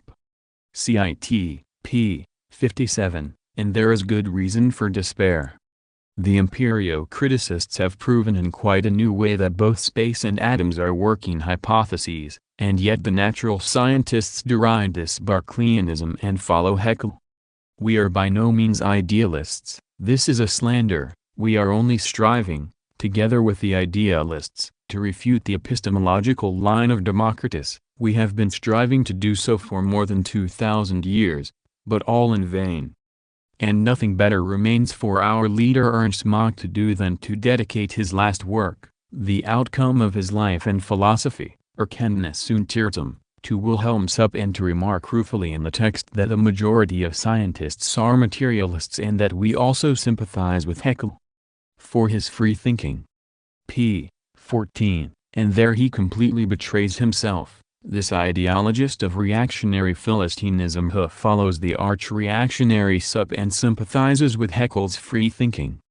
They are all like this, these humanitarian Philistines in Europe, with their freedom-loving sympathies and their ideological, political and economic, captivity to the Wilhelm Supps. 22. Non-partisanship in philosophy is only wretchedly masked servility to idealism and fideism. Let us, in conclusion, compare this with the opinion of Haeckel held by Franz Mehring, who not only wants to be, but who knows how to be a Marxist. The moment the riddle of the universe appeared, towards the end of 1899, Mehring pointed out that Haeckel's work, both in its less good and its very good aspects, is eminently adapted to help clarify the apparently rather confused views prevailing in the party as to the significance for it of historical materialism, on the one hand, and historical materialism, on the other. 23. Haeckel's defect is that he has not the slightest conception of historical materialism, which leads him to utter the most woeful nonsense about politics, about monistic religion, and so on and so forth. Haeckel is a materialist and monist, not a historical but a natural scientific materialist. Ibid, he who wants to perceive this inability of natural scientific materialism to deal with social problems tangibly, he who wants to be convinced that natural scientific materialism must be broadened into historical materialism if it is really to be an invincible weapon in the great struggle for the liberation of mankind, let him read Haeckel's book. But let him not read it for this purpose alone. Its uncommonly weak side is inseparably bound up with its uncommonly strong side, viz., with the comprehensible and luminous description, which after all takes up by far the greater and more important part of the book, given by Haeckel of the development of the natural sciences in this, the 19th century, or, in other words, of the triumphant march of natural scientific materialism. 24. Notes. 1. Virtuelgeschrift für wissenschaftliche Philosophie, 1895, bd. 19, F. Bly, Die Metaphysik und der Nationalökonomie, pages 378-90. 2. These words are an adaptation of a couplet by Goethe, taken by Lenin from I.S. Turgenev's novel Virgin Soil. Ed. 3. A negligible quantity. Ed. 4. It is in the same spirit that Mach expresses himself in favor of the bureaucratic socialism of Popper and Menger, which guarantees the freedom of the individual, whereas, he opines, the doctrine of the Social Democrats, which compares unfavorably with this socialism, threatens a slavery even more universal and more oppressive than that of a monarchical or oligarchical state. See Erkenntnis und Irrtum, 2. Auflage, 1906. Pages 80-81. 5. C. K. Marx and F. Engels, Selected Correspondence, Moscow, 1955, p. 290. Ed. 6. It is characteristic that Suvorov calls the discovery of the law of the conservation and transformation of energy the establishment of the basic principles of energetics. p. 292. Has our would-be Marxist realist ever heard of the fact that the vulgar materialists, Buchner and co., and the dialectical materialist, Engels, regarded this law as the establishment of the basic principles of materialism? Has our realist ever reflected on the meaning of this difference? He has not. He has merely followed the fashion, repeated Ostwald, and that is all. That is just the trouble. Realists like this succumb to fashion, while Engels, for instance, assimilated the, to him, new term, energy, and began to employ it in 1885, preface to the second ed. of Anti-Dühring, and in 1888, Ludwig Feuerbach, but to employ it equally with the concepts force and motion and along with them. Engels was able to enrich his materialism by adopting a new terminology. The realists and other muddleheads seized upon the new term without noticing the difference between materialism and energetics.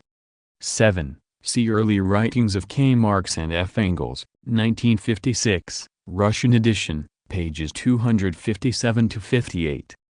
Ed. 8. K. Grun, Ludwig Feuerbach in seinem Briefwechsel Nachlass, Soziensner Philosophischen-Entwicklung, I. B.D., Leipzig 1874, p. 361. 9. Of the positivist Beazley, Marx, in the letter of December 13, 1870, speaks as follows: Professor Beazley is a Comtist and as such obliged to think up all sorts of crotchets. Compare this with the opinion given of the positivists of the Huxley type by Engels in 1892.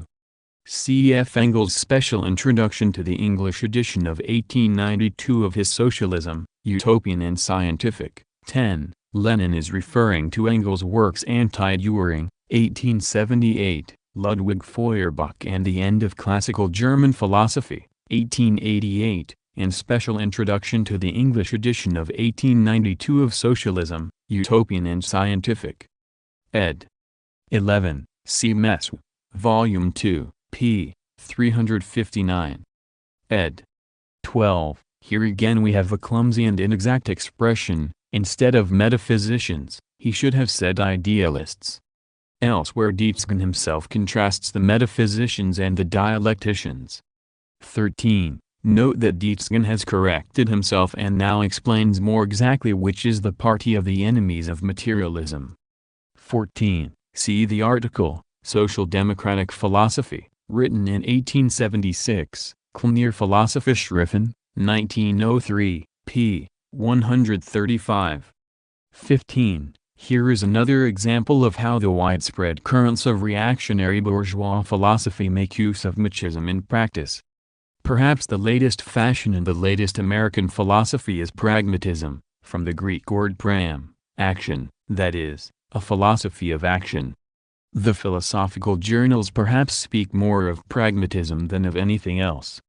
Pragmatism ridicules the metaphysics both of idealism and materialism, acclaims experience and only experience, recognizes practice as the only criterion, refers to the positivist movement in general, especially turns for support to Ostwald, Mach, Pearson, Poincaré and Duhem for the belief that science is not an absolute copy of reality and successfully deduces from all this a God for practical purposes, and only for practical purposes, without any metaphysics, and without transcending the bounds of experience. Cf. W. James, Pragmatism, A New Name for Some Old Ways of Thinking, New York, and London, 1907, pages 57 and 106. Especially, from the standpoint of materialism, the difference between Machism and pragmatism is as insignificant and unimportant as the difference between Empirio-Criticism and Empirio-Monism.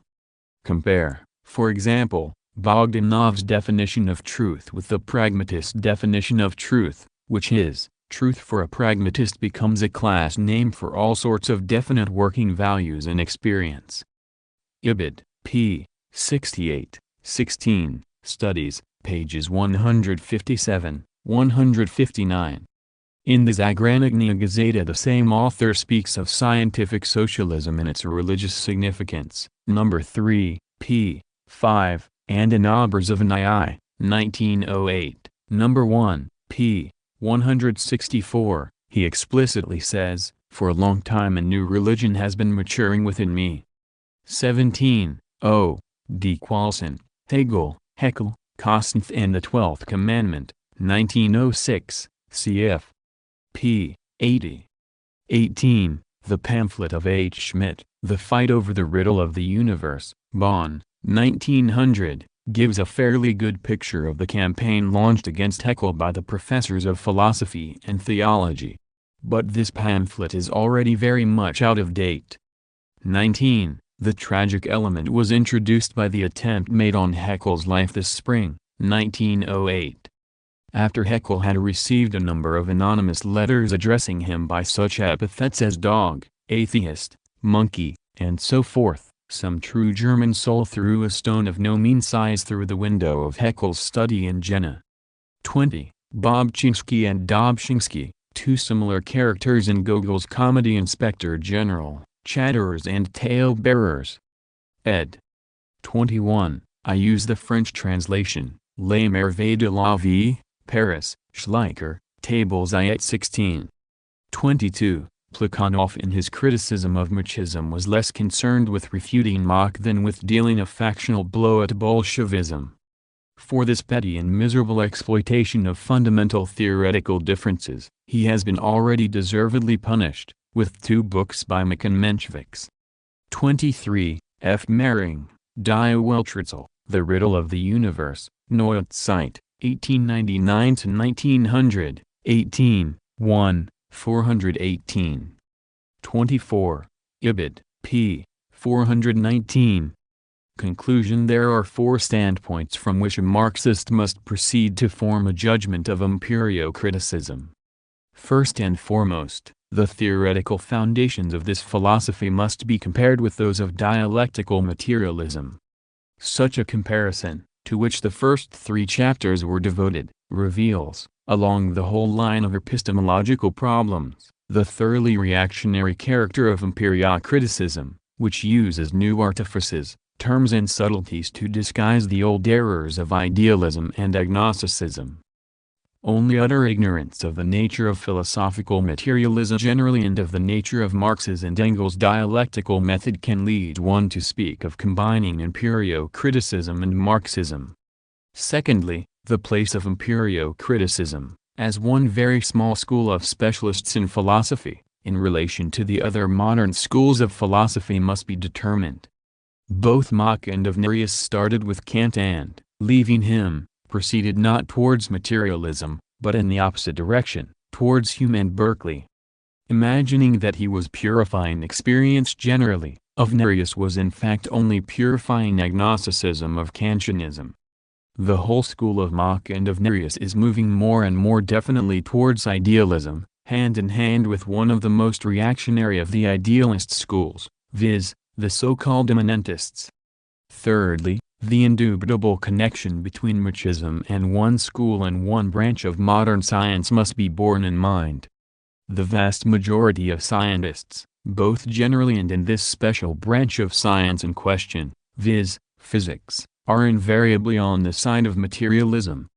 A minority of new physicists, however, influenced by the breakdown of old theories brought about by the great discoveries of recent years, influenced by the crisis in the new physics, which has very clearly revealed the relativity of our knowledge, have, owing to their ignorance of dialectics, slipped into idealism by way of relativism. The physical idealism in vogue today is as reactionary and transitory an infatuation as was the fashionable physiological idealism of the recent past. Fourthly, behind the epistemological scholasticism of Empirio-Criticism one must not fail to see the struggle of parties in philosophy, a struggle which in the last analysis reflects the tendencies and ideology of the antagonistic classes in modern society. Recent philosophy is as partisan as was philosophy 2,000 years ago. The contending parties are essentially, although it is concealed by a pseudo-erudite quackery of new terms or by a feeble-minded non-partisanship, materialism and idealism. The latter is merely a subtle, refined form of fideism, which stands fully armed, commands vast organizations and steadily continues to exercise influence on the masses, turning the slightest vacillation in philosophical thought to its own advantage. The objective, class role of Empirio-Criticism consists entirely in rendering faithful service to the fideists in their struggle against materialism in general and historical materialism in particular. Supplement to Chapter 4, Section 1, 1, from what angle did N.G. Chernyshevsky criticize Kantianism? In the first section of Chapter 4 we showed in detail that the materialists have been criticizing Kant from a standpoint diametrically opposite to that from which Mach and Avnerius criticize him. It would not be superfluous to add here, albeit briefly, an indication of the epistemological position held by the great Russian Hegelian and materialist, N.G. Chernyshevsky. Shortly after Albrecht Rau, the German disciple of Feuerbach, had published his criticism of Kant, the great Russian writer N.G. Chernyshevsky, who was also a disciple of Feuerbach, first attempted an explicit statement of his attitude towards both Feuerbach and Kant. N.G. Chernyshevsky had appeared in Russian literature as a follower of Feuerbach as early as the 50s, but our censorship did not allow him even to mention Feuerbach's name. In 1888, in the preface to the projected third edition of his The Aesthetic Relation of Art to Reality, N.G. Chernyshevsky attempted to allude directly to Feuerbach, but even in 1888 the censor refused to allow even a mere reference to Feuerbach. It was not until 1906 that the preface saw the light. See N.G. Chernyshevsky, Collected Works, Volume 10, Part 2, pages 190–97. In this preface N.G. Chernyshevsky devotes half a page to criticizing Kant and the scientists who follow Kant in their philosophical conclusions. Here is the excellent argument given by Chernyshevsky in 1888, natural scientists who imagine themselves to be builders of all-embracing theories are really disciples, and usually poor disciples, of the ancient thinkers who evolved the metaphysical systems, usually thinkers whose systems had already been partially destroyed by Schelling and finally destroyed by Hegel. One need only point out that the majority of the natural scientists who endeavor to construct broad theories of the laws of operation of human thought only repeat Kant's metaphysical theory regarding the subjectivity of our knowledge.